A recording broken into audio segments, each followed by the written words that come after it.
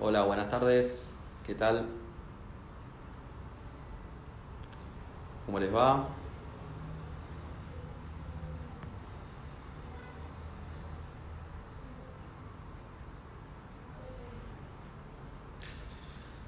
Buenas tardes a los que se van sumando. Yo soy el doctor Damián Españolo, director médico de la sede Medical Care de Caballito. Estoy esperando que se una el doctor Arturo González Marlia de la sede, la clínica de Medical Care de Vigo.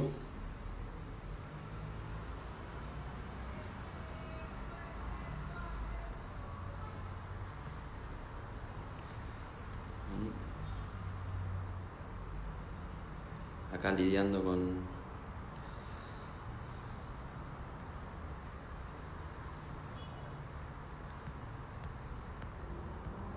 con la admisión de gente. ¿Qué tal? ¿Cómo les va a todos los que se van sumando? Muchas gracias por estar. Nuevamente, yo soy el doctor Damián Españolo y hoy vamos a hablar de alopecia androgenética en general y los diferentes tratamientos que tenemos a disposición acá en Medical Care y que hay en general en el mundo para abordar esta problemática. Vamos a estar contestando preguntas que nos quieran ir haciendo, así que a medida que las vayan depositando acá abajo, las vamos a ir respondiendo, ¿sí? Un segundito.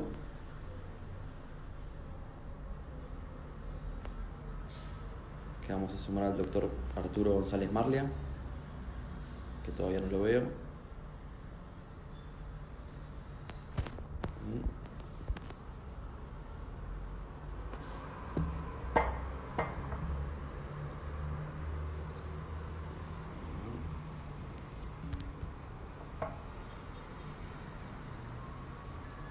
Bien, ahí va, ahora sí.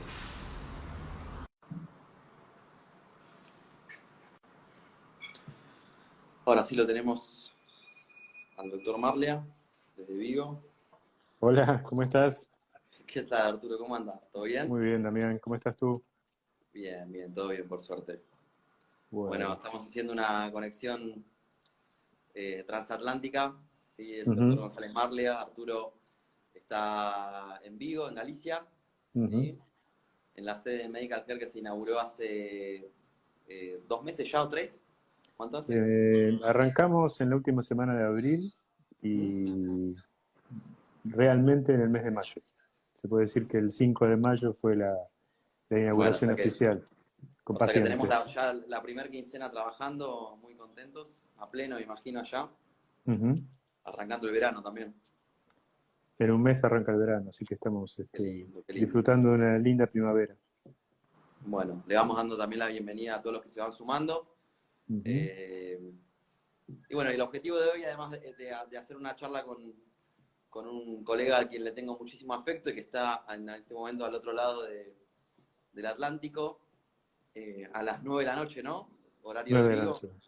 Sí, Eh, 9:04.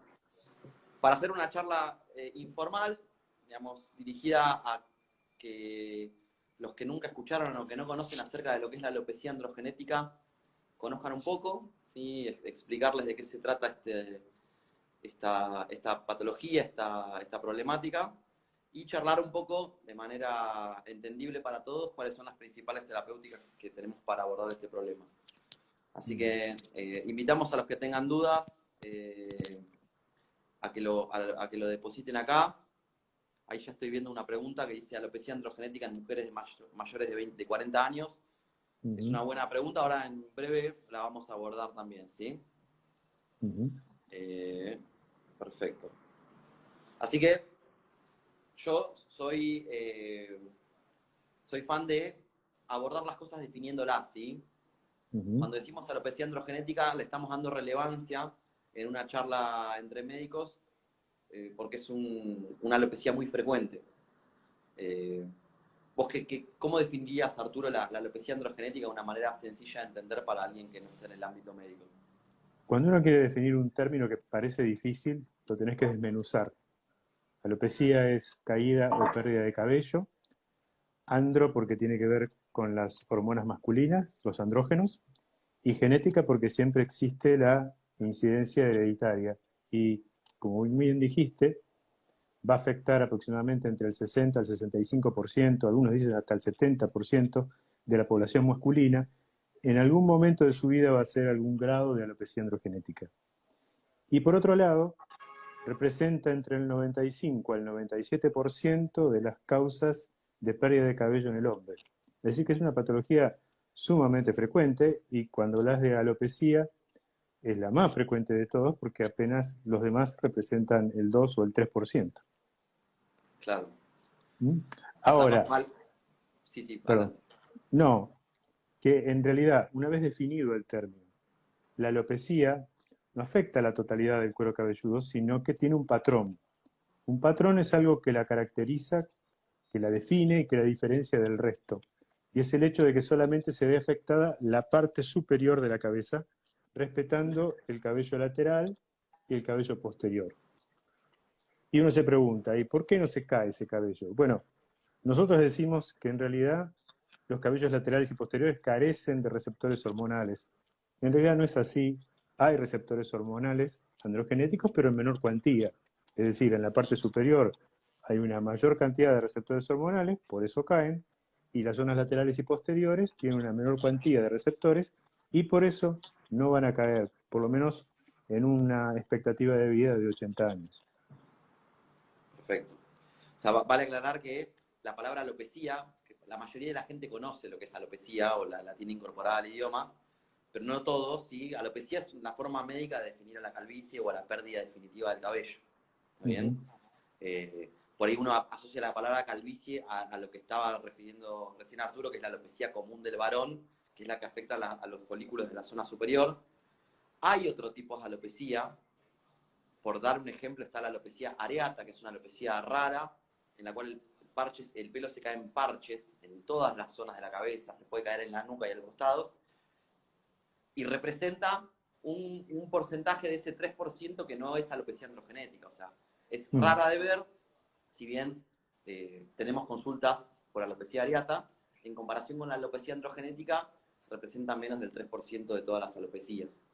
Y en esos casos sí se puede caer el cabello en zonas que no es la común del varón, ¿sí? Se puede caer en los costados y en la parte posterior. Y el abordaje terapéutico también es distinto al de la alopecia androgenética. No es que Correcto. no le damos importancia a las otras alopecias, de hecho, uno trata de ofrecer tratamiento para todas, pero la más común siempre va a ser la androgenética. Así es. Bueno, pero hablamos de alopecia androgenética, no de las Sí, otras. exactamente. Bueno, Y con respecto a los tratamientos, o sea, el eje principal de la cuestión está en entender que es una alopecia que se da después de cierta edad, como dijo el doctor, es cuando empiezan los cambios hormonales, empiezan a manifestarse el debilitamiento de los pelitos de la zona superior,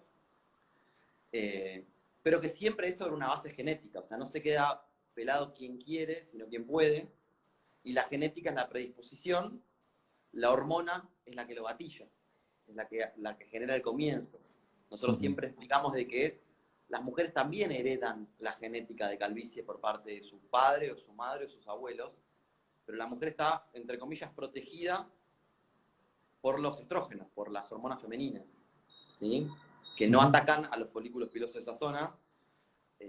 Y respondiendo a una pregunta que hizo una participante del live recién, cuando la mujer empieza a tener cierta depresión hormonal, que se suele dar en la época de la menopausia o en la posmenopausia, en la que bajan un poquito los niveles de estrógenos y aumentan un poquitito los niveles de andrógenos. ¿Sí? En general nunca al nivel del varón, pero lo suficiente como para que algunas mujeres puedan empezar a detectar pérdida de cabello en la zona superior. ¿Está bien? en realidad, para simplificarlo, el hombre y la mujer juegan como en momentos diferentes. El hombre empieza a perder desde que tiene su brusca irrupción hormonal, después de la pubertad. Generalmente va a poder empezar a tener pérdida de cabello alrededor de 18 o 20 años, porque hay una brusca irrupción de una tormenta hormonal, por así decirlo, de andrógenos, hasta un pico máximo de los 30. Es por ello que ese tipo de, o este tipo de alopecia aparece en esa edad. Pero a ver, una persona de 50 años también tiene actividad hormonal y también puede avanzar en cierto grado de alopecia. Ahora, la mujer va a la inversa, es decir, después de la menopausia, a medida que pasan los años, el proceso se puede ir agravando justamente por la gran caída estrogénica. En el hombre, a medida que pasan los años, el proceso se va a ir deteniendo. Y ya una persona de 70, 75 años, es muy poco probable que avance su grado de alopecia androgenética. Nada es imposible en medicina, pero es muy poco probable. Bien. Por ahí preguntaban con respecto a los anabólicos andrógenos y su vínculo con la caída de pelo. A ver, yo sé que hay muchos fisicoculturistas que se van a enojar, pero si esos pacientes tienen una predisposición hereditaria y están tomando anabólicos, están aumentando la cantidad de andrógenos o de testosterona, básicamente, que por acción de la 5-alfa reductasa, que es la enzima que transforma testosterona en DHT o dihidrotestosterona, va a provocar aumento de la caída de cabello. Así que, aunque se enojen, en realidad va a aumentar su caída porque están aumentando los niveles androgénicos y por ende aumentan los niveles de DHT. Bien.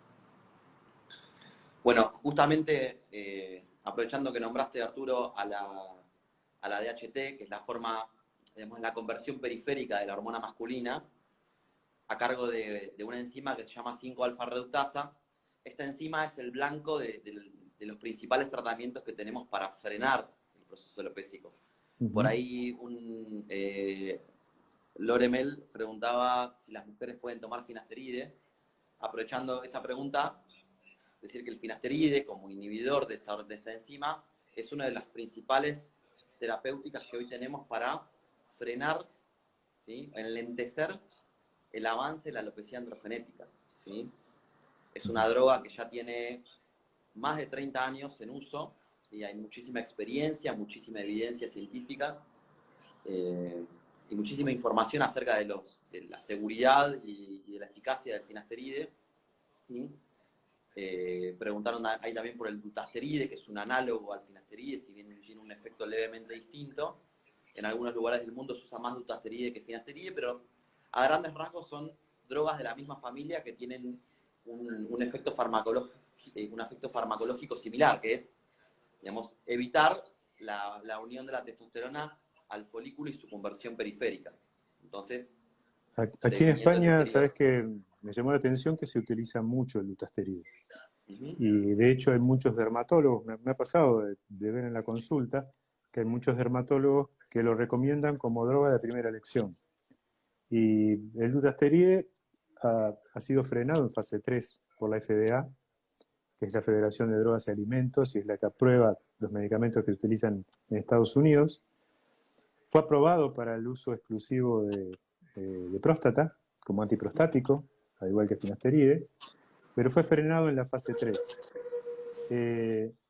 Algo similar había pasado allá por los 90, el finasteride fue aprobado en el año 98, me acuerdo, y ya sabíamos el efecto de finasteride. Pero aquí me llamó la atención de cómo muchos dermatólogos comienzan el tratamiento con dutasteride, sin pasar por el finasteride. Porque el dutasteride tiene acción, para los que nos están viendo, tiene acción sobre las dos, es decir, la 5-alfa reductasa tiene dos tipos de enzima, la tipo 1 y la tipo 2. Dutasteride actúa sobre las dos, mientras que finasteride actúa sobre el tipo 1 solamente.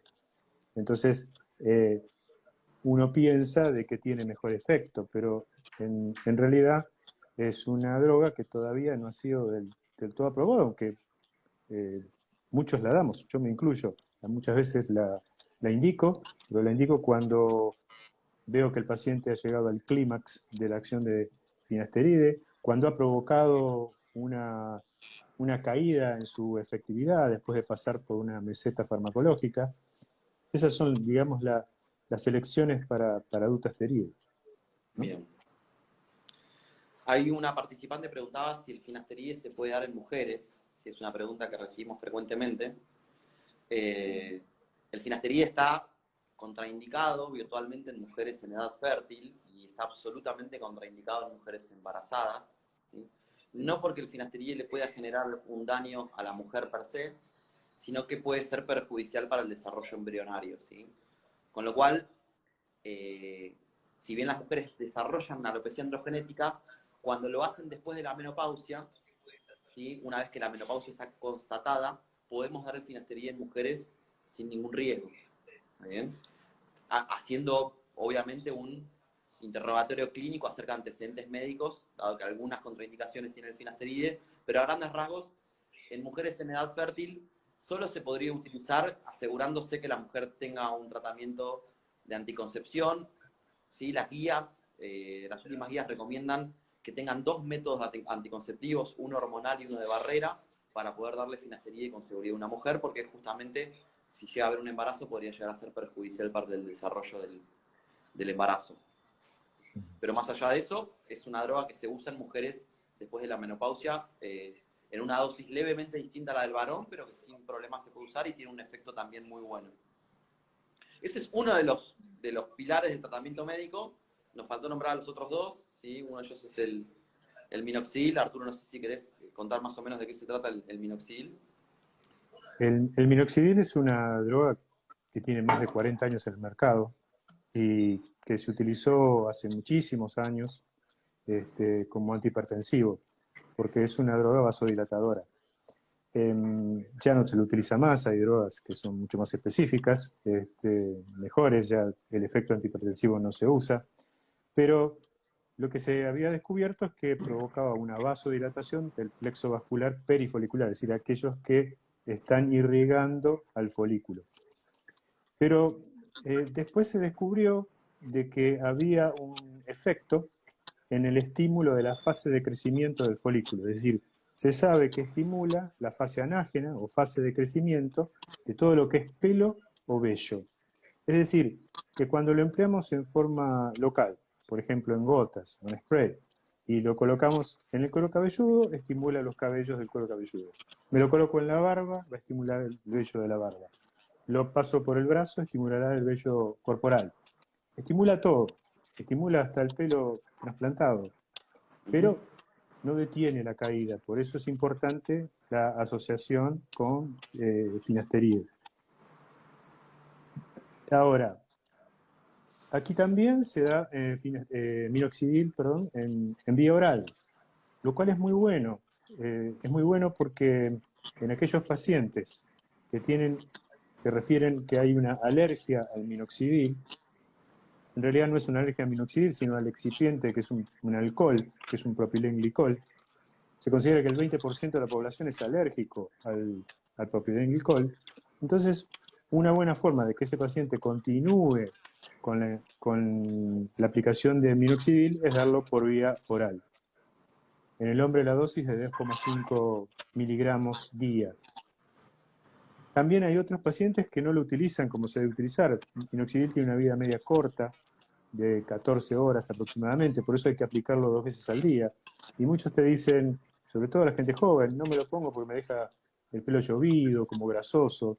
Entonces, en esos casos también diría, es una vía de administración, de elección, como para Alternativa. alternativa, así como para administrar minoxidil. Obviamente que también yo empiezo con finasteride, empiezo con minoxidil en gotas, o en spray, me gustan más las gotas porque uno puede calcular mejor la dosis, pero bueno, es una opción muy, muy interesante y vuelvo a repetir que acá en Europa, al igual que el dutasteride, se utiliza muchísimo.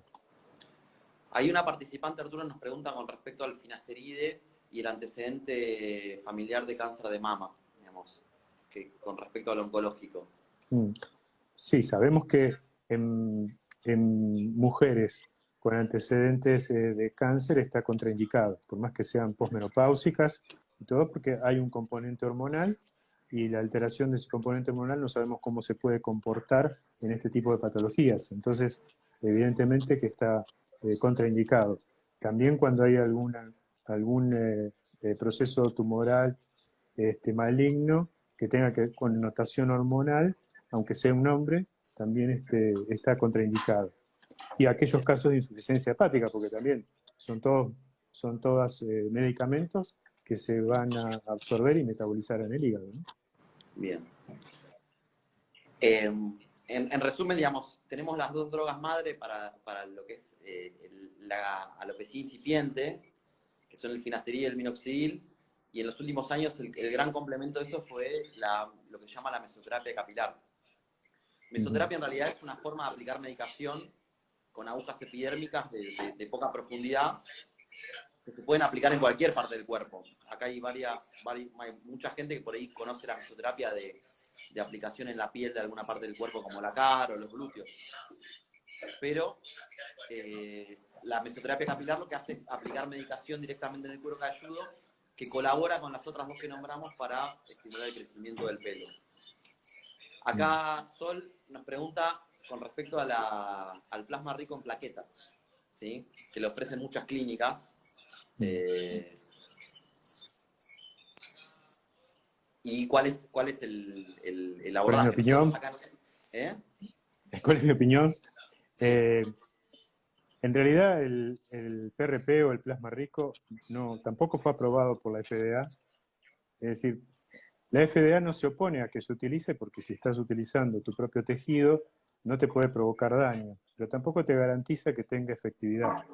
Entonces, como hay mucha gente que lo hace y lo practica, yo en mi consulta, cuando viene un paciente y me dice que se hace PRP, yo les digo, yo no lo hago, no tengo problema que lo hagas, pero tienes que tomar finasteride, tienes que aplicarte minoxidil, tienes que hacer menoterapia, y si además querés agregarle PRP, está todo bien. Pero lo que más me molesta no es solo la administración de PRP, sino que algunos dicen que la administración de PRP es aplicar células madre. Y es una mentira muy grande, porque las células madres no se sacan a través de una centrifugación de la sangre, sino que es un proceso mucho más complejo, con extracción de cresta ilíaco o de la grasa, lo cual implica que no te lo van a hacer en un consultorio sacándote una muestrita de sangre, sino que implica un abordaje quirúrgico y una zona de asepsia muy, muy importante. Eso sí me molesta. Bien. Creo que ya respondimos la mayoría de las preguntas con respecto al tratamiento médico que nos fueron volcando acá. Había una pregunta, que a ver, te la hago a vos, a ver cómo la respondés. Decía, ¿el minoxidil en gotas es lo mismo que se aplica en mesoterapia? No, de hecho en la mesoterapia el minoxidil lo aplicamos de manera tópica, ¿sí? O como dijo Arturo en forma oral, en la mesoterapia se aplican otros componentes que actúan a nivel subepidérmico, a nivel folicular, ¿sí? Como por ejemplo el pantenol, la procaína, que son estimulantes del folículo a nivel nuclear, oligoelementos, que son las bases para que se construya un pelo. ¿Qué pasa cuando ya tenemos una alopecia constituida? Digamos, una zona de la cabeza que está francamente despoblada, donde ya no vemos pelo finito ni pelusa, sino que directamente vemos el cuero cabelludo sin ningún pelo que se asome. Bueno, ahí la indicación es la indicación quirúrgica. Es decir, hay que hacer un microtrasplante capilar y bueno, ver cuál es la técnica que se va a elegir para ese tipo de pacientes. Todos sabemos que existen dos grandes técnicas, que son técnicas de extracción en realidad, la técnica FUT o la técnica FUS, o técnica convencional o técnica de la tira, y la técnica FUE, que se ha puesto mucho más de moda porque ha habido un cambio cultural, nuevos peinados, con nucas rapadas, tipo jugador de fútbol, y que no se pueden dejar cicatrices. Entonces, eso ha provocado un cambio en la forma de encarar las indicaciones quirúrgicas. Y te voy a ser franco, yo hace más de un año ya que no realizo técnica FUT, porque antes decíamos que la técnica FUE permitía sacar menos cantidad de injertos, falso, porque se sacan hasta más cantidad de injertos que lo que podemos sacar en una tira. Se puede combinar hasta ambas técnicas, como para hacer giga sesiones, que son más que mega sesiones. Y realmente lo que más me llamó la atención, ¿sabes? Fue que cuando empecé a hacer la técnica fue en pacientes que ya había operado con técnica food previa y los rapaba y me había jactado de dejar una muy buena cicatriz de menos de 1 milímetro, con técnica tricofítica, con pelo naciendo de la cicatriz, te dabas cuenta de que no era una cicatriz invisible y que realmente dejaba cicatrices visibles. Y con esto no hago una defensa absoluta de lo que es la técnica FUE, porque también hay técnicas FUE mal hechas que dejan prácticamente como totalmente deplesionada el área donante por una extracción excesiva o por una mala extracción. Entonces, siempre hay que buscar, como en todo, el equilibrio. Pero hoy por hoy realizo prácticamente casi todo con técnica FUE. Sí, a ver, nosotros siempre hablamos de la recomendación médica, si bien hoy la gente viene y ya conoce que hay una técnica que deja una cicatriz y una técnica que no, uno trata de recomendar la técnica que mejor le sirva a ese paciente. Y es muy raro encontrar una persona hoy que no sea candidata a la técnica FUE, a la técnica de pelo por pelo. Mm. Teniendo en cuenta que no deja cicatriz y que la recuperación es muy rápida, digamos que es de alguna manera una competencia desigual hablar de cuál es mejor, porque estamos hablando de una técnica que prácticamente no tiene complicaciones por la ausencia de cortes, sutura, de cicatrices. Entonces es simplemente cambiar los folículos con mínimas lesiones que son las de la extracción de los folículos en la zona posterior. La mayoría de la gente hoy es candidata a hacerse la técnica FUE. Por ahí un pequeño porcentaje tenga indicación de la FU, pero creemos que es una técnica que está medio destinada a desaparecer, ¿no? Con el tiempo. Sí, o redefinirla, ¿no? Porque Sí. yo, por ejemplo, no realizo técnica FUE en pacientes que tengan muy baja densidad en el área Claro. donante y pelo muy fino. Cuando le haces una densitometría, la densitometría es medir la cantidad de unidades foliculares por centímetro cuadrado que se hace con simples aparatitos o con densitómetros. Y te encontrás que tienen unidades de 1 y 2 pelos, nada más.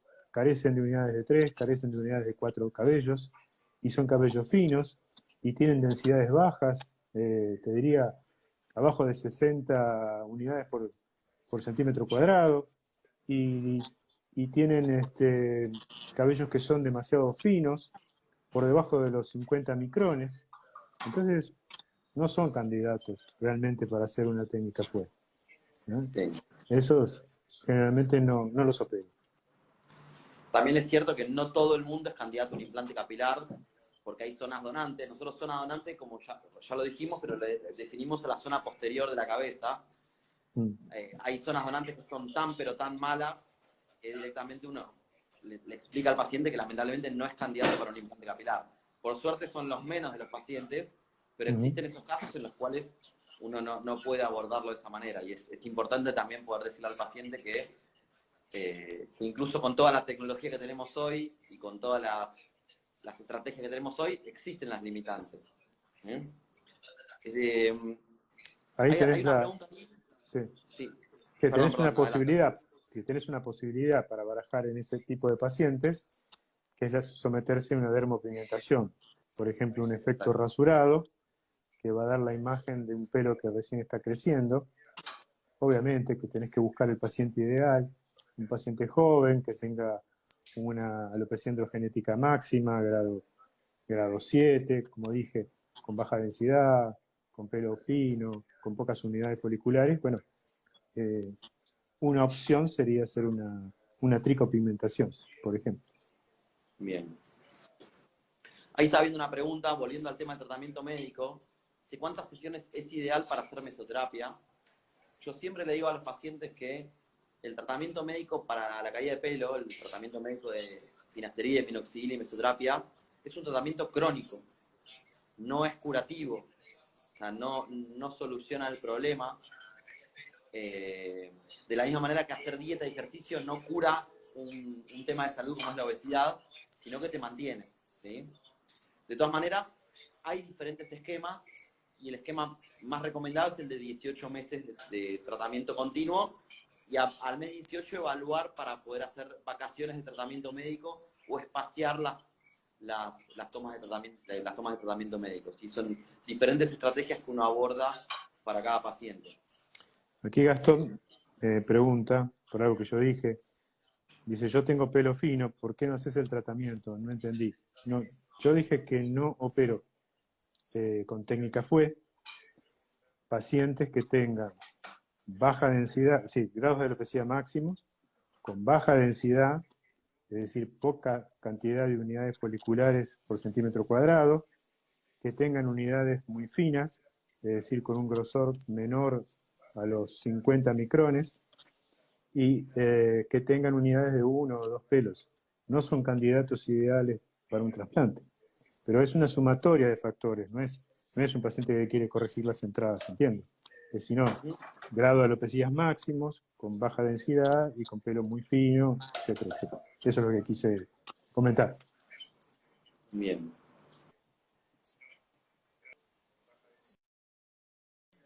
Bueno, creo que hemos abordado la temática que habíamos propuesto. De nada, Gastón. Eh, Estoy recorriendo acá y la mayoría de las preguntas que nos hicieron las fuimos contestando. Obviamente que cualquier pregunta individual de yo tengo tal pelo, se puede hacer tal cosa, no se puede contestar por esta vía. Cualquier tipo de decisión terapéutica individual se hace después de una consulta médica, de una evaluación médica, de un diagnóstico y en función del deseo del paciente y la posibilidad técnica que tengamos, se puede definir una estrategia terapéutica para cada uno. ¿Está bien? Pero en general, digamos, estas son las principales terapéuticas que abordamos en nuestras clínicas.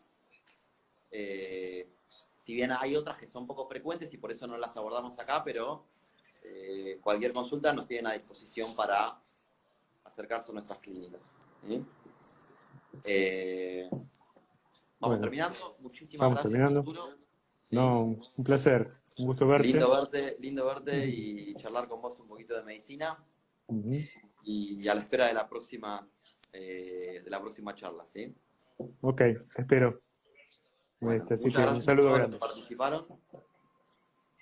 Gracias y gracias por las preguntas que fueron muy, muy, muy interesantes. Bueno, abrazo a todos. Muchas gracias. Chao, chao.